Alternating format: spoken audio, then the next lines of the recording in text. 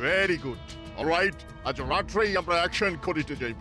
কিন্তু আমারটা তোমার ইনফরমেশন মতো কাজ করিয়া অ্যাকশন সাকসেসফুল হইলেই আমরা তোমাকে 200 সৈন্য মুদ্রা দিব। ধন্যবাদ সাহেব। তাহলে রাত 12টার পর বিজ্ঞানীর বাড়ির সামনে আমি অপেক্ষা করব। অলরাইট। বলিস কি রে, এত দূর? হ্যাঁ দাদু, এত দূর। ঠিক আছে, খবরটা যখন পেয়েই গেলাম তখন দেখ না কি করি আজ। আমরা একটা খবর দিলাম, আমাদের রসগোল্লা আর মাখা সন্দেশ খাওয়াবে তো দাদু? ঠিক আছে, তাই হবে। তবে আজ নয়, কাল। আমি এখন যাই, বুঝলি, একটু সেনাপতির সাথে কথা বলে আসি।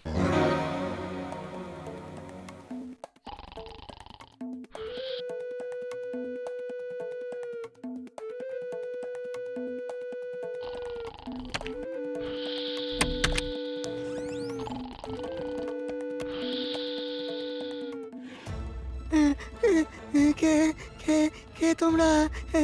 কি চাই? কুইক। পোড়া কপাল, এখানেও সেই গোপাল। আমি বাবা পালাই।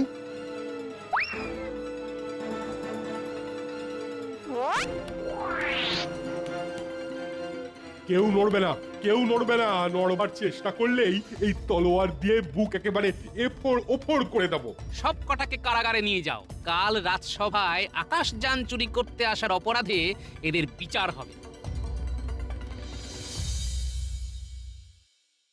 মহারাজ, কাল রাতে এই সাহেবরা লোকজন নিয়ে বিজ্ঞানীর আকাশযান চুরি করতে এসেছিল।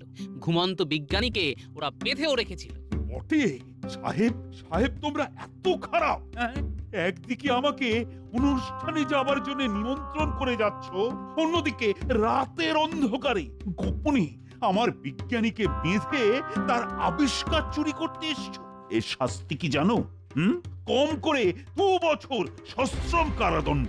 আমাদের পানিশমেন্ট দিলে আপনার মন্ত্রীকেও পানিশমেন্ট দিতে হইবে। কেন কেন কেন? মন্ত্রীকে শাস্তি দেবো কেন? বিকজ আমরা যাহা করিয়াছি সবকিছু উহারই প্ল্যান ছিল। মন্ত্রী সাহেবরা কি বলছে? তুমি নাকি ওদের চুরি করতে তাতিয়েছ? কি হলো, চুপ করে আছো কেন? না মহারাজ, আমি ওদের চুরি করতে বলিনি। বলনি? বলনি? তাহলে ওরা এই আকাশযানের কথা জানলো কি করে? না, আসলে ওরা খুব গর্ব করে বলেছিল যে ওদের দেশের বিজ্ঞান নাকি খুব উন্নত। তাই ওদের শুধু চমকে দেওয়ার জন্যে আমি মুখ ফসকে বিজ্ঞানীর আবিষ্কারের কথাটা বলেছিলাম। কিন্তু ওরা যে এমন একটা বাজে কাজ করবে এটা আমি বুঝতে পারিনি মহারাজ, বুঝতে পারিনি। সত্যি বলছো? সত্যি মহারাজ। নকল কান্নাকাটি করে পার পেয়ে যেতে চাইছে।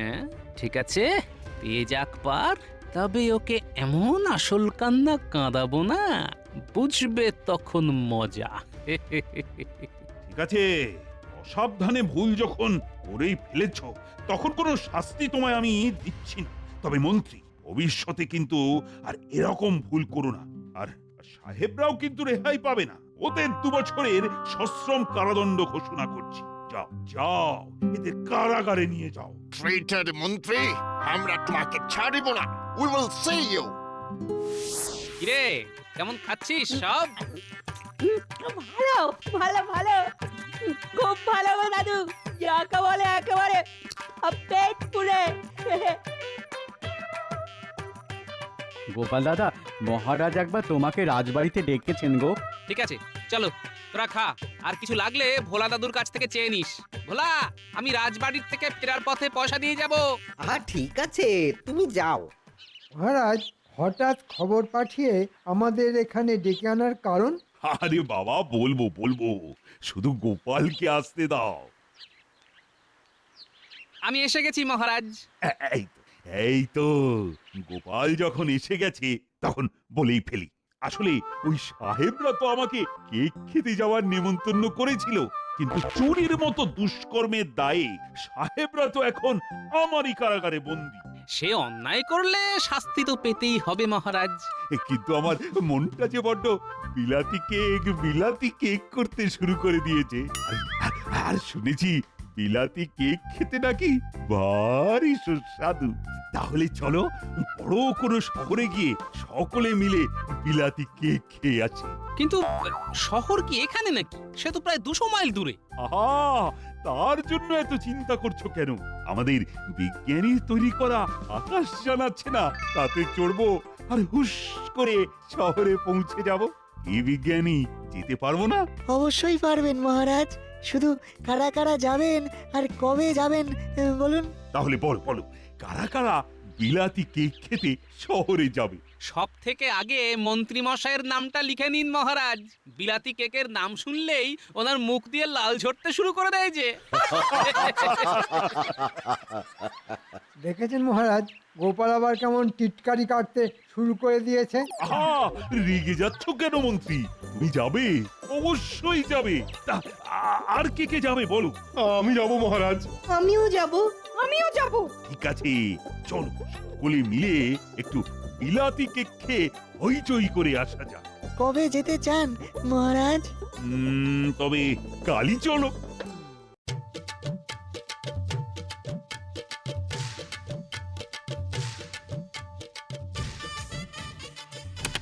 সকলে নিজের আসনে বসুন, আর যান শুরুর মুহূর্তে একটু ঝাঁকুনি লাগবে, তাই আসনের হাতলটাকে শক্ত করে চেপে ধরে থাকবেন। এই বিজ্ঞানী যা বললো সকলে কিন্তু তাই কর। বাপরে, কি আওয়াজ! হ্যাঁ, প্রথমটা হবে, তারপর আস্তে আস্তে কমে যাবে। হ্যাঁ,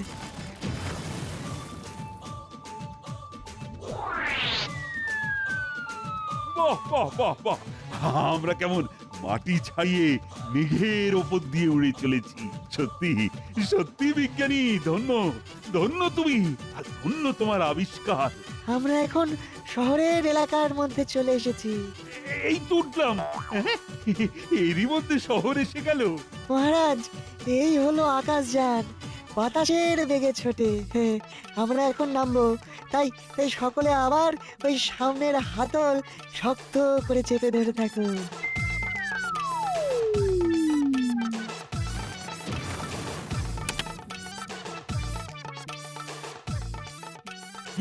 সকলে এবার এক এক করে বেরিয়ে আসুন, আসুন আসুন।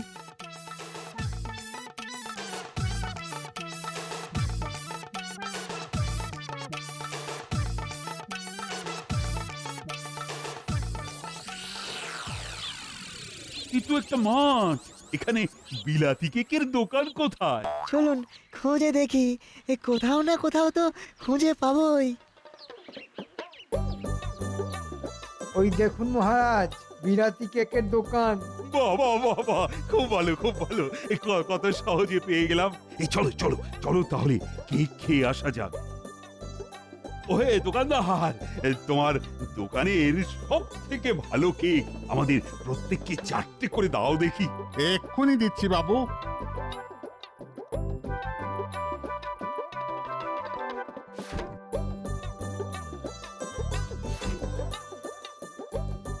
হুম, হুম, হুম।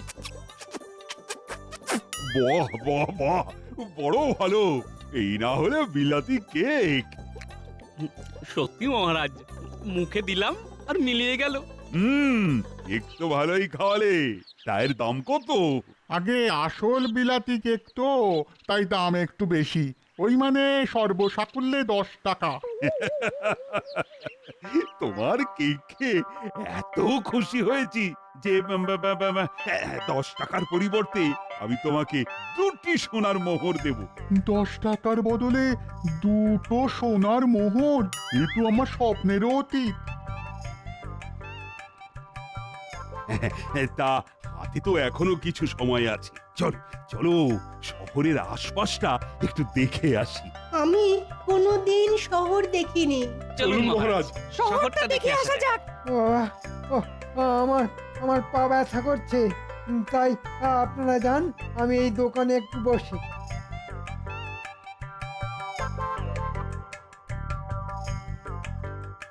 এখানে এসেও মন্ত্রী আবার কোনো বদমতলব আঁটতে শুরু করে দিল না তো? একবার দেখে আসি। মহারাজ, আমি চট করে একটু আসছি। ওহ, পায়ে ব্যথা বলে মন্ত্রী এলো না, তো তুমি আবার কোথায় যাচ্ছ?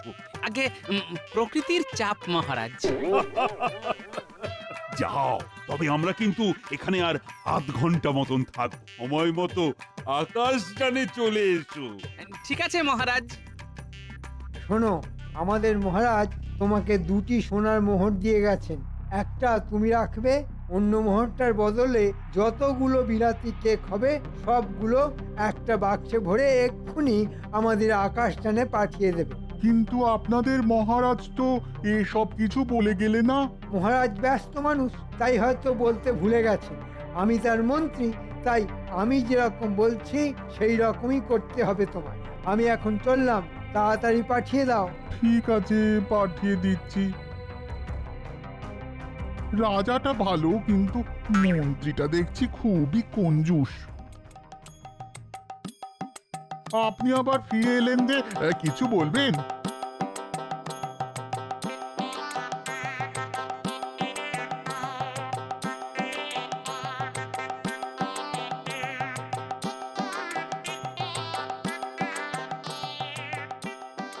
এবার তাহলে আমরা আকাশে উড়বো।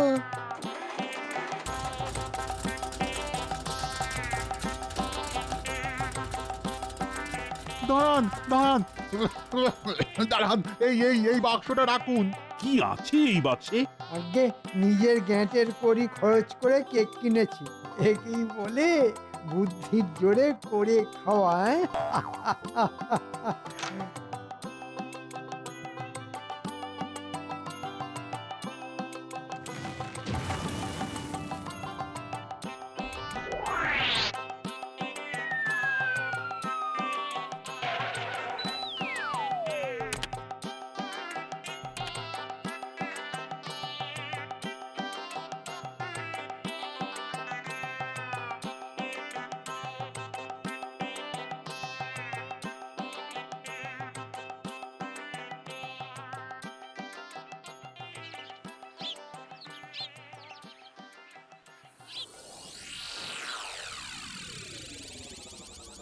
মন্ত্রী, কাউকে কিছু না জানিয়ে বিলাতি কেক তো কিনলে, তা কি কি কেক কিনলে সেটা একবার দেখতে পারি কি?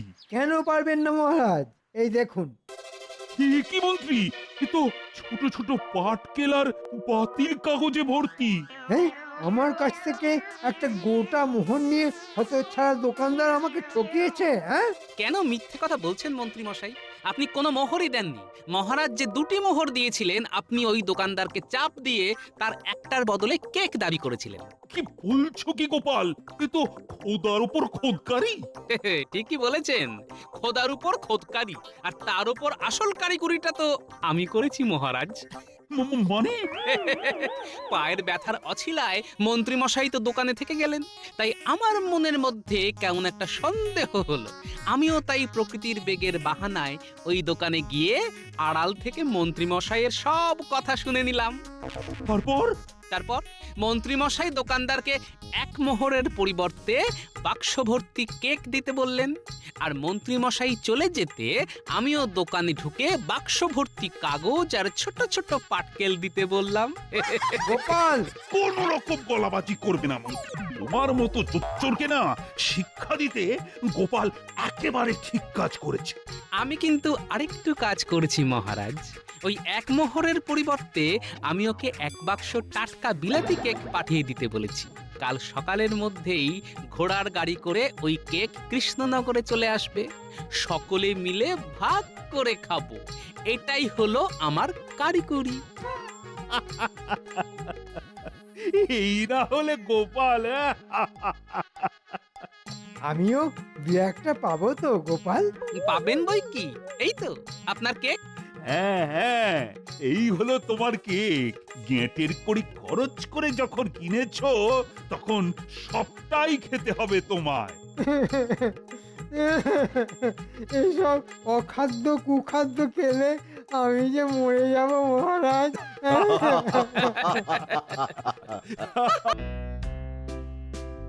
বলো সাহেব, কি বলতে এসেছো?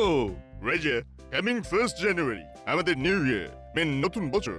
আমরা একটা এভরি ইয়ার 31st ডিসেম্বর রাত 12টার সময় নিউ ইয়ার সেলিব্রেট করি। বাহ বাহ বাহ, এ তো খুব ভালো খবর। আপনি যদি দিস ইয়ারে আমাদের পার্টিতে অ্যাটেন্ড করেন তাহলে আমরা খুব আনন্দিত হইব। ঠিক আছে ঠিক আছে, আমি অবশ্যই চেষ্টা করব। So kind of you, so kind of you. আপনি অ্যাটেন্ড করলে আমরা আপনাকে আমাদের বিলাতি কেক খাওয়াইবো। মানে পিঠে? জানো সাহেব, এই পৌষ মাসে আমরাও পিঠে তৈরি করি। দেখো দেখো, এই দিক দিয়ে আমাদের সংস্কৃতির মধ্যে কত মিল। ওয়েল সেড মহারাজ, ওয়েল সেড। আচ্ছা তাহলে আজ আসি। হ্যাঁ হ্যাঁ, এসো এসো এসো। আর আমাকে নিমন্ত্রণ করার জন্য তোমাদের ধন্যবাদ সাহেব, ধন্যবাদ। তা মহারাজ, সাহেবরা এসে আপনাকে নেমন্তন্ন করে গেল? আরে শুধু নেমন্তন্ন, যাকে বলে একেবারে নির্বদ্ধ নিমন্ত্রণ।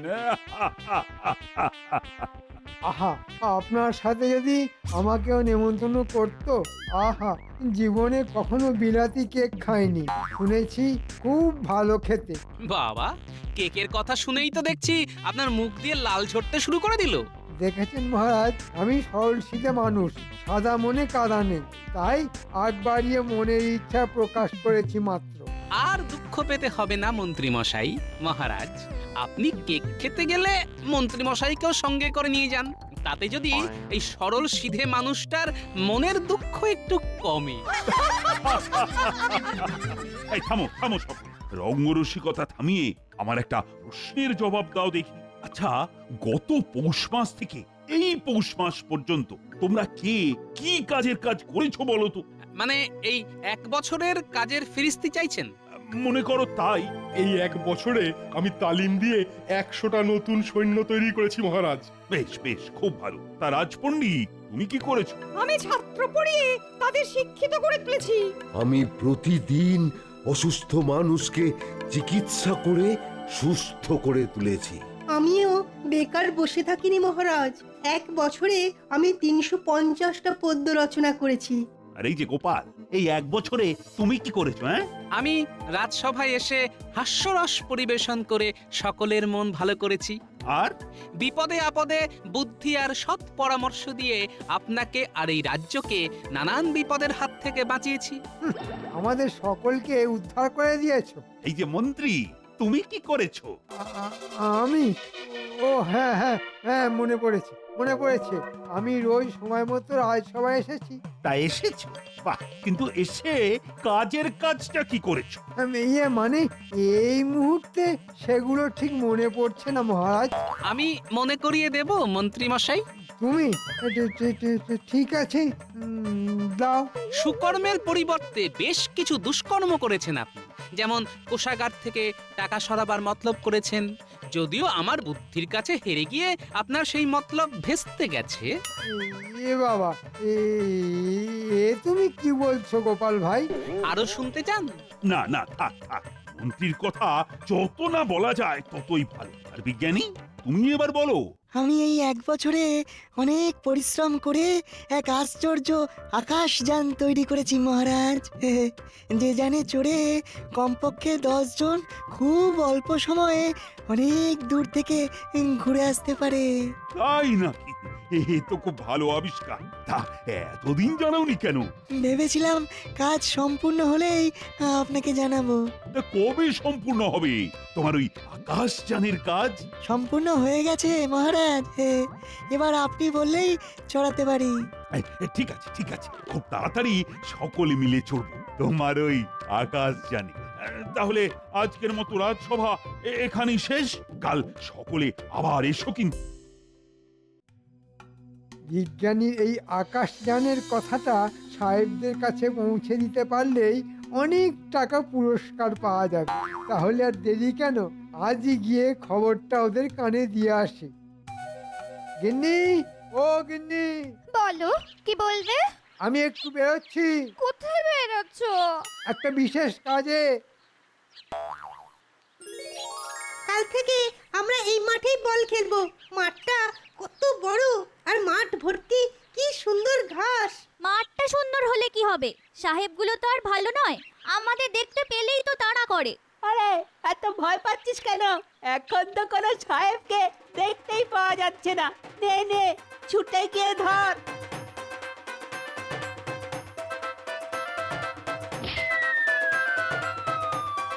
ক্যাবলার দল, বলটা ধরতে পারলি না? কিন্তু এখন কি হবে? বলটা যে সাহেবদের কুঠিতে ঢুকে গেল। চল তাহলে ভেতরে গিয়ে খুঁজে নিয়ে আসি। সাহেবরা যদি ধরে ফেলে? আরে পা টিপে টিপে যাব, আর বিপদ বুঝলেই মার মতো।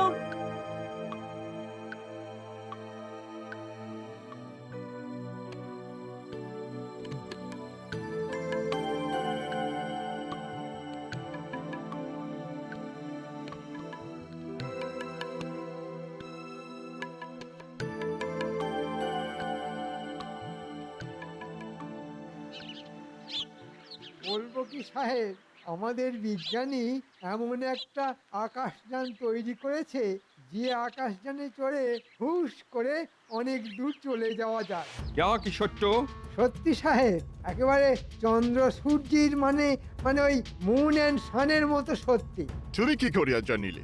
আজ রাজসভার মধ্যে সকলের সামনে বিজ্ঞানী এই আবিষ্কারের কথা ঘোষণা করেছে, তাই তো তোমাদের খবর দিতে এলাম। সাহেব, এত বড় আবিষ্কারটা তোমরা হাতিয়ে নাও। হাটাইয়া লইব মানে চুরি করিব? চুরি বলছো কেন সাহেব? ভাবো তোমরা জয় করেছো। রাইট, ওই ভেহিকলটাকে আমরা জয় করিয়া আনিব।